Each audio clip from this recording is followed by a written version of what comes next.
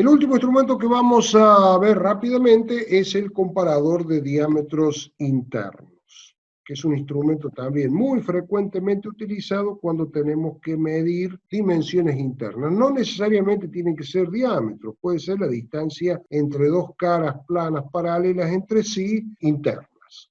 Y el instrumento tiene un accesorio que es el reloj comparador, justamente, que sirve como accesorio, indicador e instrumento propiamente dicho. Este instrumento funciona de la siguiente manera: tiene una punta fija, totalmente fija, y acá una pequeña punta móvil que tiene un desplazamiento muy pequeño. Generalmente no excede 1 milímetro, 2 milímetros, no mucho más de eso, dependiendo del tamaño del instrumento. Y acá tiene una leva que transmite el movimiento longitudinal de esa punta móvil en este sentido a un movimiento transversal en este sentido que acciona un vástago que está adentro de este cilindro y que acciona la punta del comparador. Entonces, tenemos que tener la siguiente precaución que es muy importante. Fíjense en el detalle. Cuando la punta móvil se introduce en el instrumento, es porque disminuye la dimensión que está observando, que está midiendo. Ese movimiento hacia adentro va a hacer que la leva gire en este sentido, en este caso en sentido horario, y empuje al vástago hacia arriba y haga girar la aguja en sentido horario, indicando valores crecientes en el comparador. Pero en realidad la dimensión es en valores decrecientes. Por lo tanto, en este instrumento tenemos que invertir la interpretación de la indicación. En este instrumento, giros en sentido horario significa valores más pequeños de la dimensión y giros en sentido antihorario valores más grandes. De allí el uso de la numeración más pequeña en el reloj comparado, donde habíamos visto anteriormente que estaba invertida respecto a la numeración de tamaño más grande. Obviamente toda la interpretación, toda la resolución del instrumento se corresponde a un reloj comparador común y corriente.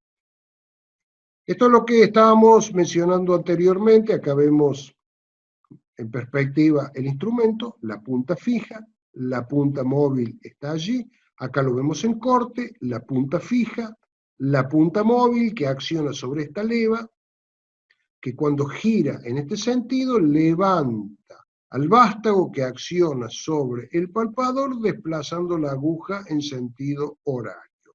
Cuando la punta móvil sale hacia afuera, o sea, indicando dimensiones más grandes, la leva baja, baja el vástago y la aguja gira en sentido antihorario, indicando dimensiones más grandes. Al contrario de lo que indica el comparador cuando se usa de manera independiente. Este instrumento tiene algunos arreglos muy particulares que lo hacen muy apto para medir diámetros. Para medir un diámetro debemos posicionar este eje de medición exactamente sobre el plano medio del cilindro que queremos medir. Eso el instrumento lo hace automáticamente, con estos dos apoyos, en general de formas esféricas, con estos dos apoyos que están montados solidariamente, los dos, en un dispositivo que tiene libre movimiento en este sentido, con un resorte que lo mantiene hacia afuera. La distancia entre estos dos rodillos, o estos dos apoyos, es simétrica respecto al eje de medición del instrumento. De tal manera que cuando introducimos el instrumento dentro del cilindro, si no está ubicado exactamente en el plano medio, apoyará solamente uno de estos apoyos. El otro quedará en el aire, suponiendo que esté no sobre el plano medio, sino sobre una cuerda de aquel lado. De manera tal que si no está colocado el eje de medición del instrumento sobre el plano medio, uno solo de estos apoyos apoyará sobre el cilindro, forzando al instrumento a apoyarse sobre el otro también, de tal manera que apoye sobre 3 puntos. Los dos apoyos solidarios, separados simétricamente respecto al eje de medición, y la punta fija. Ese triángulo, isósceles, conforman los 3 apoyos sobre los cuales puede pasar una sola circunferencia. sobre la cual vamos a medir. Sobre esa circunferencia tenemos la certeza de que estamos en el plano medio, por lo tanto el eje de medición del instrumento está sobre el plano medio, que es donde está el diámetro. Ahí resolvimos el problema de ubicar el instrumento según el plano medio. Esto es simplemente un esquema de lo que hemos visto anteriormente. El otro inconveniente que tenemos que resolver es colocar ese eje de medición del instrumento en una posición normal al eje del agujero, porque solamente en esa posición se medirá el diámetro y sobre cualquier otra posición se medirán diagonales que serán de mayor dimensión que el diámetro.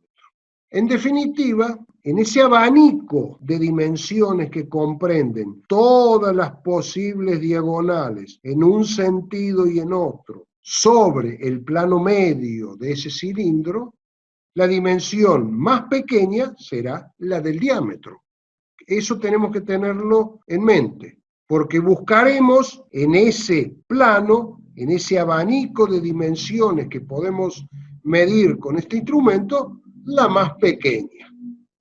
Acá tenemos otra vista, el instrumento está en el plano medio con este dispositivo, con este arreglo de los tres apoyos. Ahora tenemos que buscar medir sobre la normal al eje del cilindro. Para eso vamos a introducir el instrumento dentro del agujero y vamos a efectuar un movimiento de abanico del instrumento en este sentido. De tal manera que el eje de medición recorrerá en ese abanico distintas diagonales, en un momento pasará por el diámetro y seguirá recorriendo otras diagonales. En ese movimiento de va y ven, barriendo ese abanico, el instrumento se desplazará desde un valor máximo a un valor mínimo. Como seguimos girando el instrumento, se detendrá en ese valor mínimo y comenzará a indicar valores máximos. Los valores máximos son los de las diagonales. Esta diagonal la vamos reduciendo, pasa por el diámetro, seguimos girando el instrumento, va aumentando la medida. Entonces, en ese movimiento de abanico nosotros vamos a localizar la dimensión mínima en el cuadrante del instrumento cuando la aguja recorra su posición extrema en sentido horario, que va a ser la dimensión mínima. Acá tenemos una simulación de ese movimiento. Esa es la dimensión mínima, o sea, lo más a la izquierda, lo más en sentido horario posible. Eso se corresponde a cuando el instrumento, su sistema de medición, está perpendicular al eje del cilindro. Vamos a rever esta operación. Fíjese que lo coloca 0 cuando la aguja tiene su desviación máxima en sentido horario.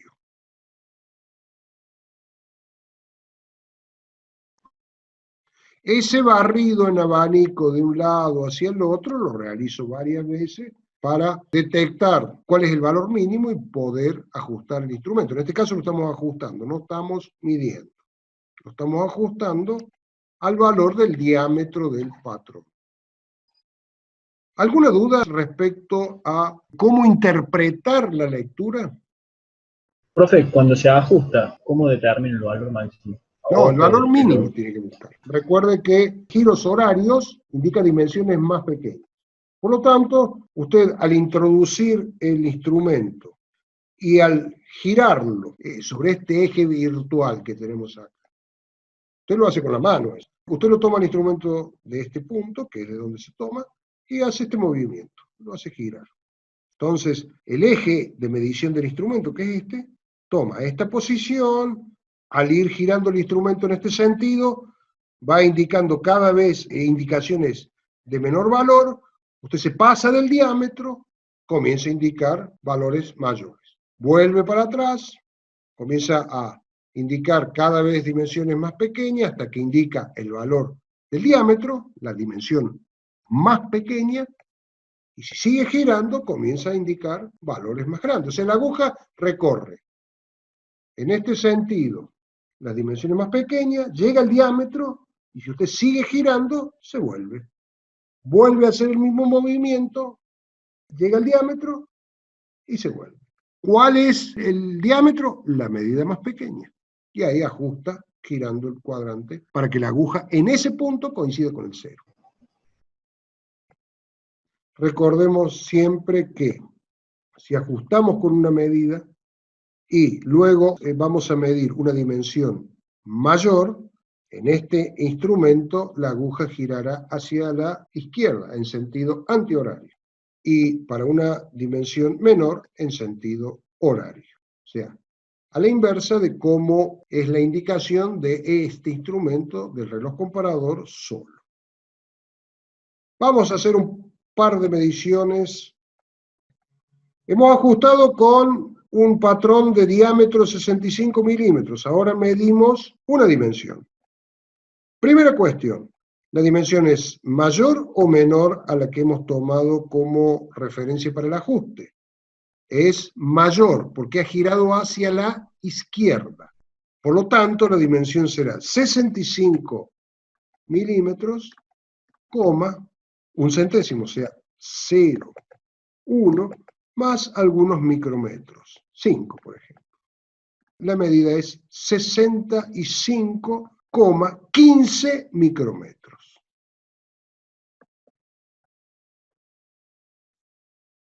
Hemos ajustado con 87 milímetros. La primera definición debe ser, ¿es mayor o menor la medida que estamos observando? Menor. Muy bien, entonces partamos de un valor menor, una cifra menor. 86. 86. Y utilicemos la numeración pequeña porque está colocada en el cuadrante justamente para usarla en este instrumento. Entonces recorremos la escala con la numeración pequeña, que me indica 96. 960 o 96. 965. 965. Correcto.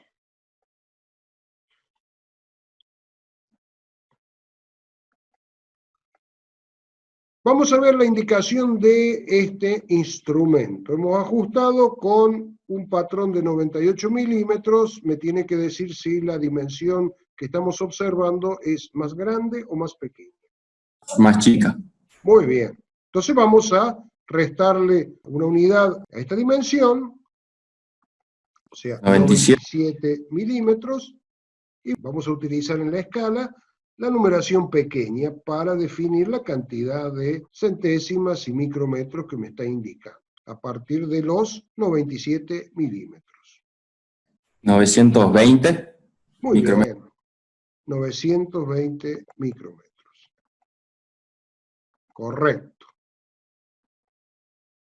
La última. ¿Quién se anima? Vamos, Gastón. Hemos ajustado con 53 micrómetros, la dimensión es más grande o más pequeña. Es mayor. Es mayor, por lo tanto. 53,043.